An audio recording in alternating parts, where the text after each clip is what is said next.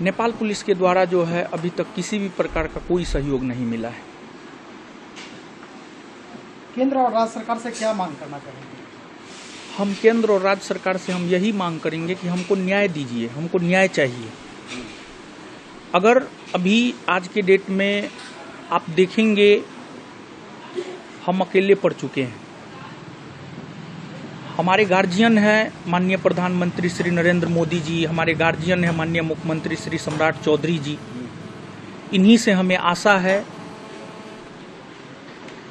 कि इन लोगों के द्वारा हमें न्याय दिया जाएगा। हम भी भारत के एक आम नागरिक हैं, हम भी सरकार को सहयोग करते हैं, प्रशासन को हम भी सहयोग करते हैं, तो हमें न्याय चाहिए। बस हम यही गुहार लगाते हैं। हमारे भाई की जो हत्या हुई है उसकी निष्पक्ष जांच हो और दूध का दूध पानी का पानी हो। दोषी कोई भी हो उसको कड़ी से कड़ी सजा दी जाए। अगर दोषी हम होंगे तो हम ही को सजा मिले, दोषी कोई भी हो उसको सजा मिले। आज हमारा भाई तो नहीं रहा, आज श्रद्धांजलि सभा हमने रखा है, तो हम पूरे पटना से लेकर के दिल्ली तक पूरे भारतवर्ष के शिक्षकों से और छात्रों से विनम्रतापूर्वक निवेदन करते हैं कि आप इस श्रद्धांजलि सभा में आइए। आपके आगमन से हमें आत्मबल मिलेगा और हम अपने सभी छात्रों में प्रिंस देखता हूं, और पहले भी मैं छात्रों के लिए हर संभव खड़ा रहता था। अब आगे भी मैं और भी बढ़ चढ़कर अपने छात्रों के लिए हर संभव मैं खड़ा रहूंगा। भी नहीं हुआ है, आपने कई बार जो है जाके धरना भी दिया और अपनी बात को रखा। देखिए, पूरा प्रशासनिक तंत्र जो है ना, एक प्रकार से देखा जाए ऊपर से लेकर नीचे तक जो है लोग मैनेज हैं। आप प्रथम दिन की कार्रवाई से लेकर के अभी तक अगर आप देखेंगे तो प्रथम दिन 2 जून की घटना है, रात में 10 बजे की घटना है, 12 बजे के आसपास FIR होता है और 4 घंटा के भीतर जो है हमको अरेस्ट करके जेल में डाल दिया जाता है, लेकिन वो भी झूठा केस में। लेकिन वही फैजल खान पर जो है 4 जून को सच्चा FIR होता है। प्रशासन को गिरफ्तार करने के लिए 48 से 72 घंटा का समय मिलता है, लेकिन फिर भी उसकी गिरफ्तारी नहीं होती है। पहली बात ये हो गई। फिर दूसरी बात, जब हमारी गिरफ्तारी हुई थी तो गिरफ्तारी के बाद जो है, जब गिरफ्तारी हो रही थी तो गिरफ्तारी के दौरान जो है कदम कुआं थाना के SHO महोदय ने हमें कहा था कि हम तुमको बर्बाद कर देंगे, रोड पे ला देंगे, भीख मांगने पर मजबूर कर देंगे। और लगभग कदम कुआं थाना के SHO महोदय इसमें कामयाब हो गए हैं। ठीक है, हमें सिस्टम से न्याय की उम्मीद है, लेकिन अगर सिस्टम न्याय नहीं करता है तो ऊपर वाले से हमें उम्मीद है, अगर कोई न्याय नहीं करेगा, ऊपर वाले ईश्वर प्रकृति हमारे साथ न्याय जरूर करेगा। तो प्रथम दिन से लेकर के अभी तक अगर प्रशासन की हम बात करें तो प्रशासन जो है दोहरी नीति अपना रही है और हमारा FIR नहीं लिखा गया। और हम आपके माध्यम से प्रशासन तक यह बात पहुंचाना चाहते हैं कि आपने हमारे साथ तो क्या किया है वो आपका आत्मा बोलता होगा। आप सबसे झूठ बोल सकते हैं, लेकिन आप अपने आप से झूठ नहीं बोल सकते हैं। आपने हमारे साथ कितना दुर्व्यवहार किया है प्रथम दिन से लेकर के आज तक, वो आपको पता है। लेकिन हम यही कहेंगे कि हमारा जो FIR नहीं लिया गया है उसको एक्सेप्ट किया जाए और हमारे FIR की बातों को जो है कल यानी 25 जून को जो सुनवाई है हमारे एफआईआर की बातों को जो है उसमें शामिल किया जाए। हम आपके माध्यम से जो है यह प्रशासन को कहना चाहते हैं। देखिए, पुलिस रक्षक होता है, लेकिन आज के डेट में पुलिस भक्षक हो गया है। एक एग्जाम्पल है आरा का भरत तिवारी हत्याकांड। जब भरत तिवारी ने सरेंडर कर दिया तो फिर उनका इनकाउंटर क्यों किया गया? ये कौन तरीका है प्रशासन के काम करने का? प्रशासन को वेतन कहाँ से मिलता है? आम जनता जो टैक्स का पैसा देता है ना, उस टैक्स के पैसा से जो है प्रशासन को वेतन मिलता है।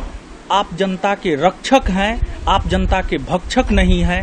आपने जिस प्रकार का कार्य मेरे साथ किया है, जिस प्रकार का कृत्य मेरे साथ किया है, आपके गलत कार्रवाई के वजह से आज हमारा भाई हमारे साथ नहीं है। अगर आप गलत कार्रवाई नहीं करते, अगर झूठी केस में हमारी गिरफ्तारी नहीं होती, तो आज हमारा भाई हमारे साथ होता। और भरत तिवारी केस में भी आप देखिए, जब सरेंडर कर दिया गया है तो किस बात का जो है आपको इनकाउंटर किया गया है? तो प्रशासन को समझने की ज़रूरत है, सही तहकीकात की ज़रूरत है, और लोगों को आपसे न्याय की उम्मीद होती है। लेकिन आप पता नहीं किसके इशारे पर क्या कर रहे हैं, लेकिन फिर भी हम गुजारिश करते हैं, हम सिफारिश करते हैं, हम विनम्रतापूर्वक निवेदन करते हैं बिहार सरकार से कि हमें न्याय दे। हमको तो ऐसा लगता है कि हम हार चुके हैं, सिस्टम से हार चुके हैं, लेकिन फिर भी उम्मीद पर दुनिया कायम है। और हम यही उम्मीद करते हैं कि ठीक है, आज तक आपने हमारे साथ अन्याय किया है, अब तो न्याय कर दीजिए। अब तो आप मेरा भाई भी छीन लिए। अगर हमारा भाई आज मेरे साथ नहीं है तो उसमें प्रशासनिक गलतियां भी हैं।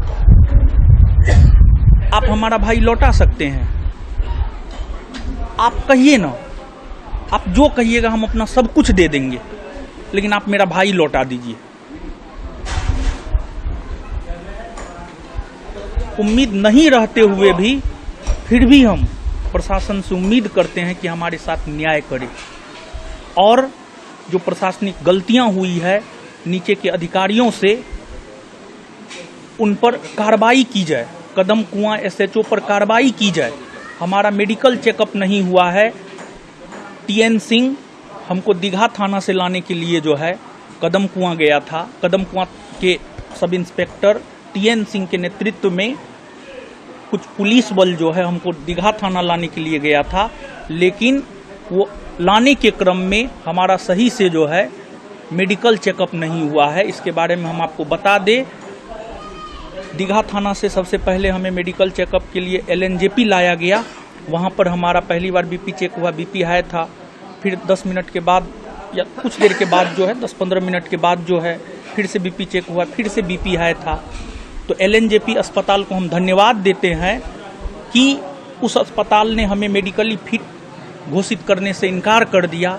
उसके बाद टीएन सिंह जो है राजेंद्र नगर अस्पताल के डॉक्टरों के साथ सेटिंग किया, और वहाँ पर हमारा कोई मेडिकल चेकअप नहीं हुआ। सिर्फ ये पूछा गया कटा-फटा का निशान, और फिर हमने बताया, और बिना मेडिकल चेकअप के गलत तरीका से मेडिकली फिट करके जो है हमको जेल भेज दिया गया। देखिए, हर क्षेत्र में, मेडिकल क्षेत्र में भी, प्रशासनिक क्षेत्र में भी कुछ अच्छे लोग भी होते हैं, कुछ गलत भी लोग होते हैं।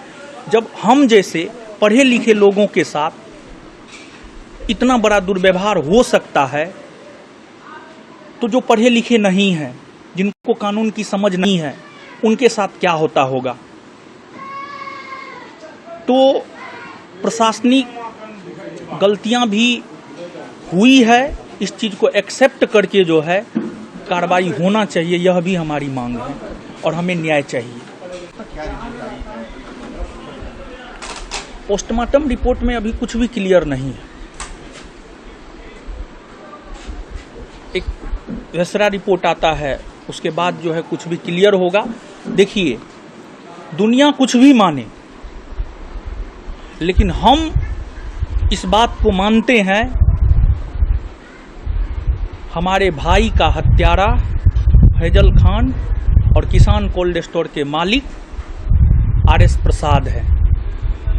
क्योंकि इन लोगों के द्वारा ही मीडिया में गलत बयानबाजी करके हमारे ऊपर झूठा केस, हमारे भाई के ऊपर झूठा केस करवाया गया, हमारी अरेस्टिंग हुई, हमारा भाई कुछ भी समझ नहीं पाया, वो आनन फानन में इधर उधर भागा और हमें जमानत नहीं मिल रहा था, जिस वजह से भी वो काफ़ी परेशान चल रहा था।